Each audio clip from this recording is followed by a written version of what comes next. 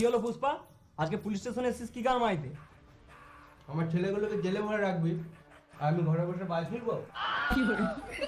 তোর এই বয়সে এতগুলো বাচ্চা, তোর ভালোই রস তো। হ্যাঁ মারা, ওগুলো আমার কাজের ছেলে। আজ আমার একটা ছেলের বার্থডে, ওকে নিতে এসেছি। এই ডক্কাটা ওখান থেকে চাবিলে আর বার্থডে বয়কে বার কর।